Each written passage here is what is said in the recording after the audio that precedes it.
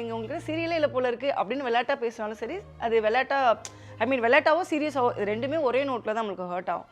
எனக்கு அது பயங்கரமாக ஹர்ட் ஆச்சு.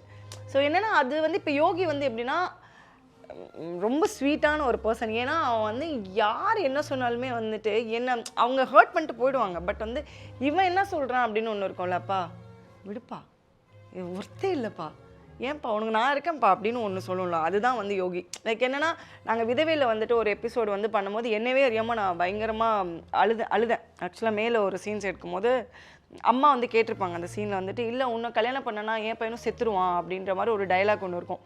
அது வந்து என்னை ரொம்ப பாதிச்சிச்சு. ஏன்னா நான் அதை ஃபேஸ் பண்ணியிருக்கேன். அது தெரிஞ்சோ தெரியாமலோ வந்துட்டு அது நம்ம வீட்லேயே நம்ம ஆட்களே வந்துட்டு ஒரு விதத்தில் அது ஹர்ட் பண்ணியிருப்பாங்க. இதெல்லாம் நடக்குது இப்போ கூட. அது இப்போ நீங்கள் சொன்னீங்கல்ல, நம்ம ஒரு இடத்துல இருந்தாலும் சரி, படிச்சிருந்தாலும் சரி, சம்பாதிச்சாலும் சரி, ஒரு பொண்ணாக வந்து இந்த மாதிரி சின்ன சின்ன விஷயங்கள் ஃபேஸ் பண்ணி தான் ஆகணும். ஆனால் நான் என்ன சொல்லுவேன்னா, அது வரும், அந்த ஹர்ட் வரும், நம்மளுக்கு வலிக்கும். அந்த வலி ரொம்ப அழகானது தான். ஏன்னா அந்த வலியை மீறி நீங்கள் ஒன்று வெளியே வந்தீங்க அப்படின்னா பெரிய ஸ்ட்ரென்த்தாக நம்மளுக்கு கையில் கிடைக்கும். அந்த ஸ்ட்ரென்த் கையில் வாங்குறதுக்கு இதை அனுபவிச்சுக்கோங்கன்னு சொல்லுவேன். அவ்வளோதான்.